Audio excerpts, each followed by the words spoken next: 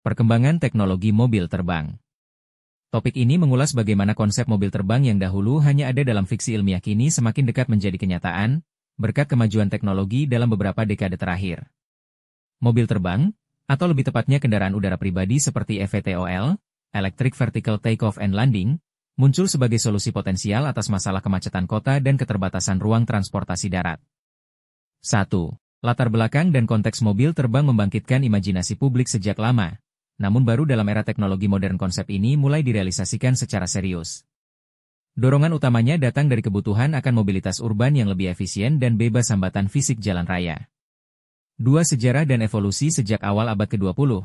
Berbagai upaya telah dilakukan untuk membuat kendaraan yang bisa terbang dan dikendarai di jalan.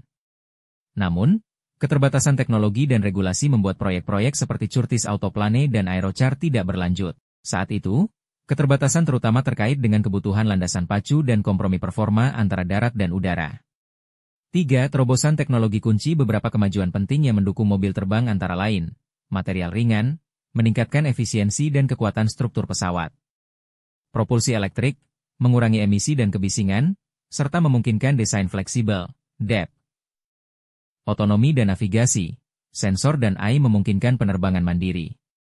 Desain aerodinamis canggih, mengoptimalkan performa di udara dan saat lepas landas. Sistem manajemen lalu lintas udara, UTM mengatur mobilitas pada ketinggian rendah dengan aman. 4. Jenis dan contoh kendaraan. Ada dua kategori utama. Roadable aircraft, kendaraan yang bisa dikemudikan dan terbang, tapi tetap butuh landasan. EVTOL, fokus utama industri saat ini. Lebih fleksibel, efisien, dan cocok untuk transportasi perkotaan. Contohnya termasuk Joby, Lilium, Volocopter, dan Ehang. 5. Tantangan yang harus diatasi. Regulasi penerbangan dan sertifikasi kelaikan.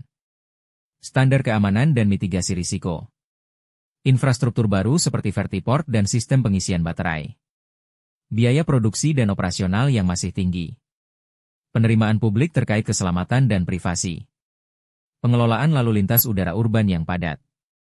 6. Potensi aplikasi masa depan. Selain sebagai taksi udara dalam konsep Urban Air Mobility, UAM, mobil terbang juga dapat digunakan untuk transportasi regional cepat, pengiriman logistik dan kargo, layanan medis dan darurat, inspeksi dan survei infrastruktur, bahkan penggunaan pribadi di masa mendatang.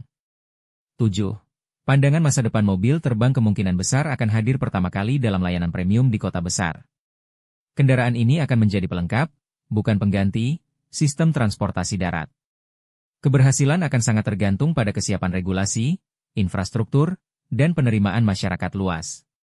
8. Kesimpulan teknologi mobil terbang berkembang pesat dan memiliki potensi besar dalam revolusi transportasi. Namun, untuk menjadikannya bagian dari kehidupan sehari-hari, diperlukan pendekatan hati-hati dan kolaboratif antara teknologi, kebijakan publik, dan kebutuhan sosial. Mobil terbang mungkin belum akan parkir di garasi rumah dalam waktu dekat, tapi layanan seperti taksi udara sudah mulai terlihat di cakrawala masa depan. Semoga bermanfaat tentang ulasan teknologi mobil terbang. Jangan lupa subscribe dan like untuk konten-konten yang lainnya.